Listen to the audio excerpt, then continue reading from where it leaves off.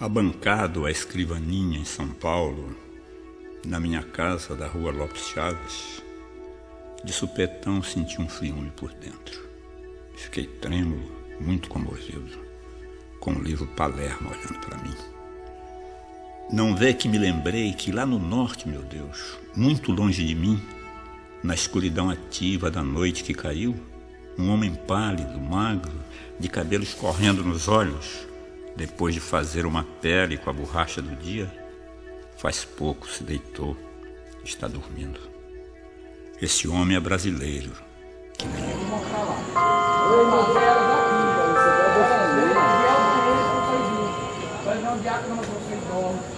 Aí ela vai sentir lá no fogo.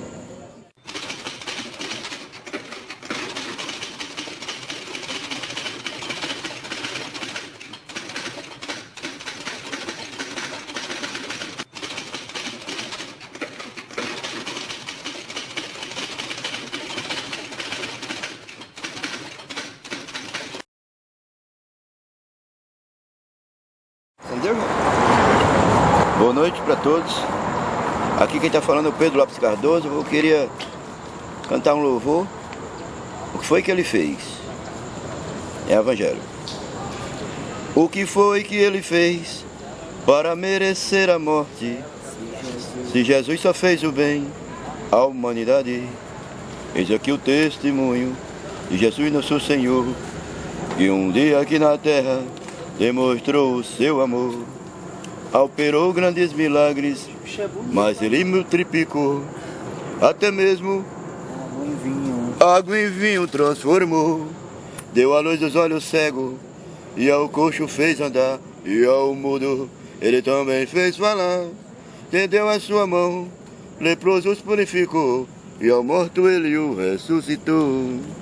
Que foi que ele fez para merecer a morte? Se Jesus só fez o bem à humanidade, trouxe a paz e a esperança, sobretudo a salvação, para o pobre pecador, o perdão. Tudo isso ele fez pelo seu imenso amor, e a semente do Evangelho semeou. Mas os homens rejeitaram, não quiseram escutar, condenaram e maltrataram nosso Senhor.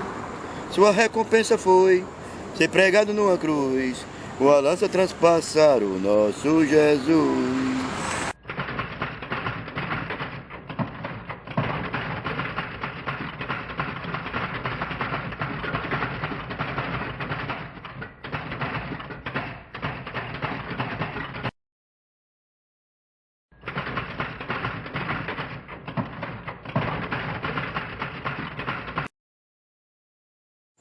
Eu sou José Carlos, sou representante de moradores de rua, sou do Movimento Nacional da População de Rua.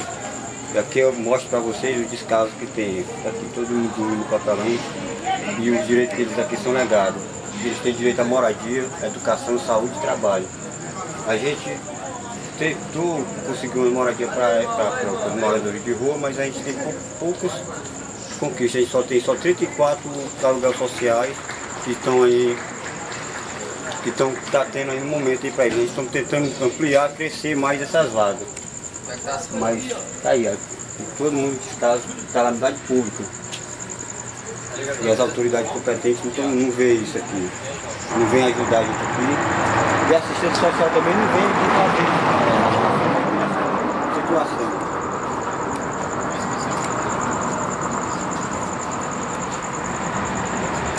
Quem ainda aparece aqui ainda para dar uma força aqui, é só a minha casa que aparece aqui, mas que o poder público nem aparece aqui. Né? Essas pessoas estão aqui há quanto tempo, Verônica? Eu acredito que 16, 20 anos, 25 anos que estão nessa situação aqui. Eu tenho 20 anos nessa situação, até hoje eu não saí. Eu peço a Deus, primeiro de tudo, a eles me ajudam e eu saia dessa, porque eu não era assim, eu não vivia na rua, eu preciso de um apoio. Cadê as autoridades que me ajudam? Cadê a saúde? Eu fico doente, eu não tenho assistência de nada. Nós todos não temos nada. Estamos agarrados. precisamos de apoio. E a gente somos ser humano, e todo ser humano tem direito à moradia, Com certeza. ao trabalho, à educação, à saúde. E está sendo negado pra gente vive nessa aqui.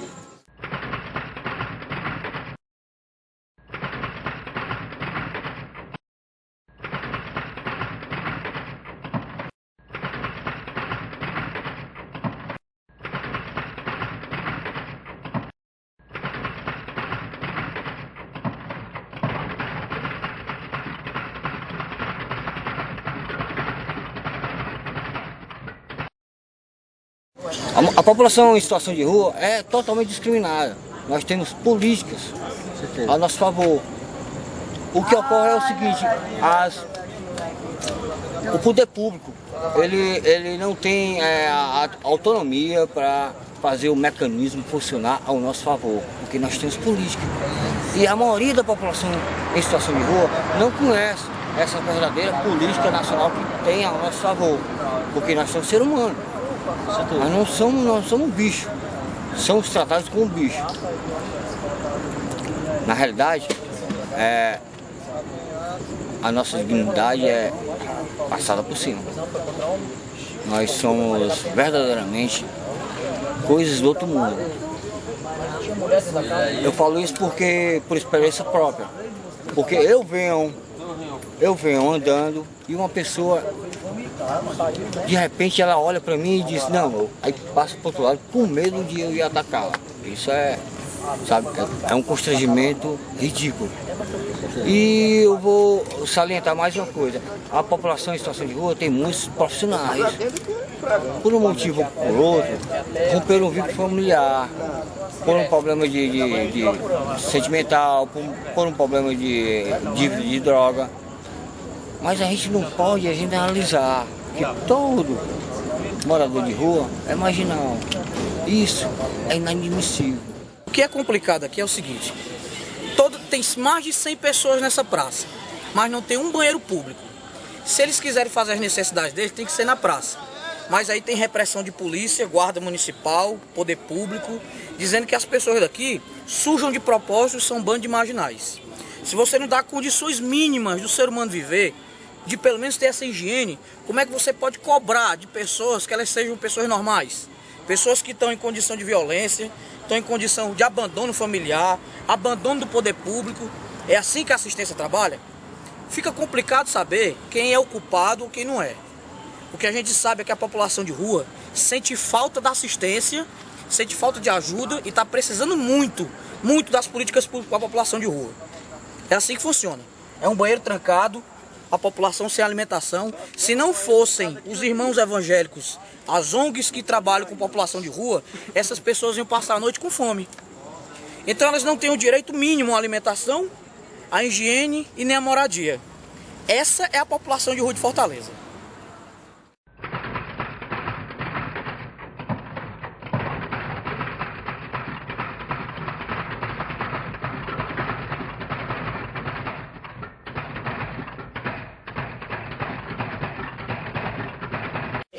Essa pesquisa, ela foi muito cruel com a população de rua, porque ela apontou mais de 12% das pessoas vão para as ruas por conta da droga. Essa pesquisa, a Pastoral do Povo da Rua e as entidades que conhecem a população de rua, ela não concorda. Porque quando a gente encontra as pessoas em situação de rua e conversa, e conhece, escuta a história, olha no olho, faz com essas pessoas um caminho de volta, né? A gente percebe que não é a droga e não é o álcool, não é.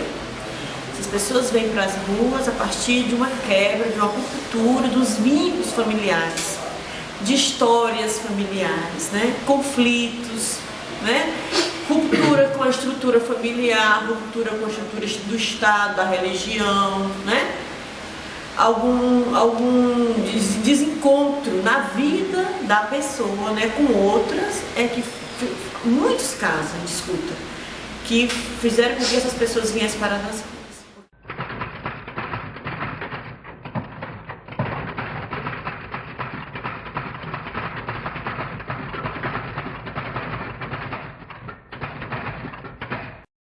Edmilson de Souza. Edmilson, por que tá na rua, Edmilson? O carro que meu pai e minha mãe morreu aí, meus irmãos venderam a casa, me abandonaram. Aí tô aí, 6 meses já que eu tô na rua. Já levei umas furadas já. Mas consegui fazer amizade com o cara que me curou. E daí diante eu tô batalhando aí para sobreviver. Perdi tudo no ano passado, perdi mãe, pai, mulher, casa, tudo. Então eu tenho um poço de vontade de começar tudo de novo. Morar na rua é bom e é ruim, perigoso, mas em primeiro lugar você tem que ser valente de espírito, em segundo lugar de movimento físico também, né? Não andar mexendo com ninguém, nem se envolvendo em muita confusão. E o dia diário da gente é o quê? E nunca a pessoa perde a esperança de um dia sair.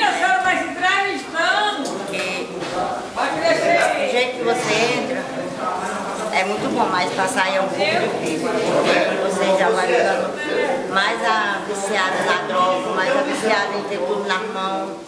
Tem gente que se adapta mesmo em viver na rua só por não ter coragem de trabalhar, né? Mas tem gente também que tem coragem de trabalhar e tem muita gente que não dá oportunidade de emprego.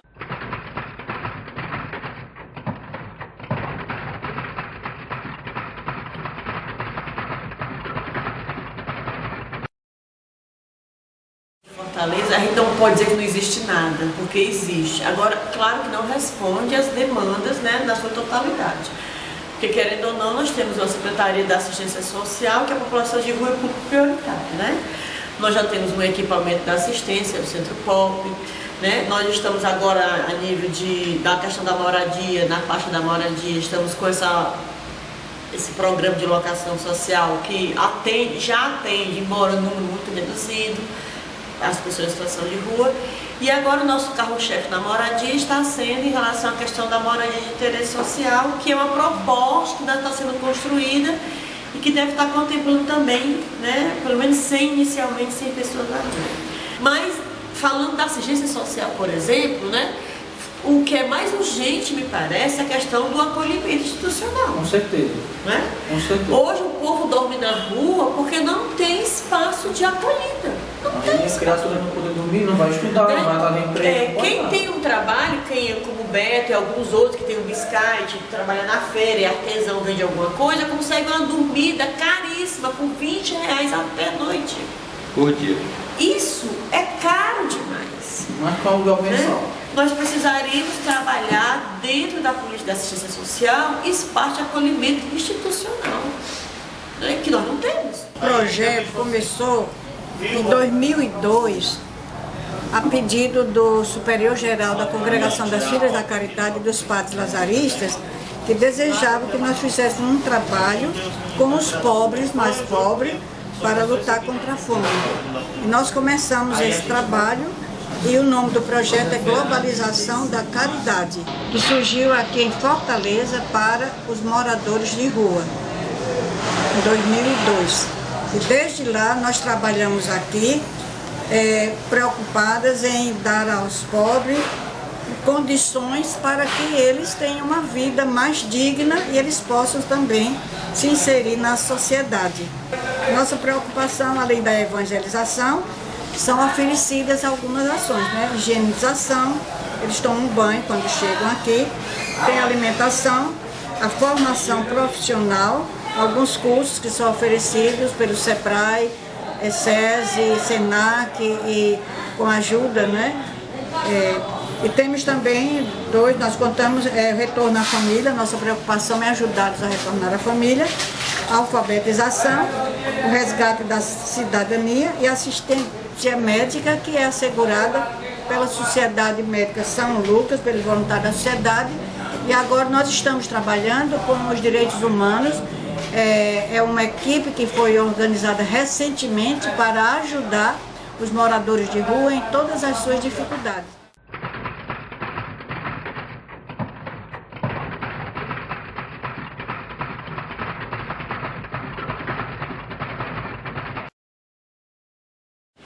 mas tem um teólogo que acompanha a pastoral que ele diz que a rua é o lugar da fronteira. A fronteira, ou você passa e supera, né? Ou você chega ali e permanece. Parou, né? Mas a gente também acredita que a rua é o lugar em que se renasce a vida. Que aí pelas histórias a gente percebe. Então é por causa disso, é por causa do encontro com essas pessoas, é por causa da escuta dessas histórias que a pastoral acredita que o povo da rua é gente, que o povo da rua é cidadão, que o povo da rua cria e recria suas histórias, né?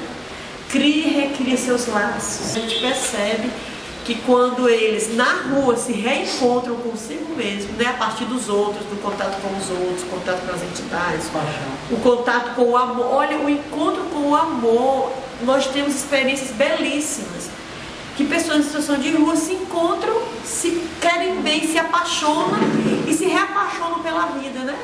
Se eu lhe disser que quem me tirou da rua foi a própria rua, foram as pessoas que chegaram para mim, na época que eu estava sentado na praça, o Zé Carlos disse para mim assim: Marcelo, eu estou precisando de ajuda de um cara que desenrola um negócio de informática, eu estou precisando fazer um ofício para mandar para não sei para quem, e ele não sabe a palavra que naquele momento me senti útil, me fez, aquele momento me fez com que eu me sentisse útil para alguém. Eu nunca me senti útil para outra pessoa assim de graça, para ajudar, nunca. Na minha casa não tinha essa cultura de ajudar. Minha casa tinha cultura de aprender, trabalhar, ganhar dinheiro, né? Aí apareceu um espaço chamado EAN, Espaço de Acolhimento Noturno, da Prefeitura. E lá começou o processo, dentro do movimento, participando das reuniões. Foi a primeira reunião da Vitafor que eu fui, lá quando eu estava nesse espaço. E onde também eu arrumei a minha mulher, de hoje, onde eu me casei. Ela era cozinheira do espaço e o gordinho ia sempre perturbar por um restinho de comida lá, né? E hoje ela é minha esposa, já vai fazer 2 anos. Para quem disse que ia passar só uma semana, morador de rua volta com 1 mês pra rua, né? Não aguenta. Já vai fazer 2 anos que eu tô fora da rua. Já vai fazer agora em dezembro, 2 anos. Totalmente limpo, sem uso de drogas, parei de fumar.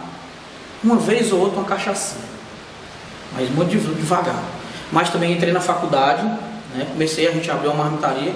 Mas eu só fiz isso porque uma criatura na rua foi lá e disse a palavra certa que eu precisava ouvir.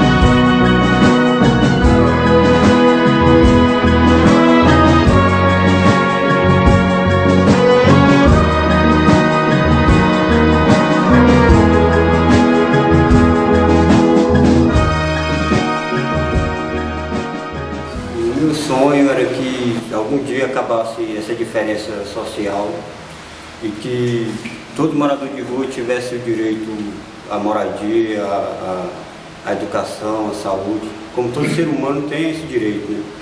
O meu sonho é esse.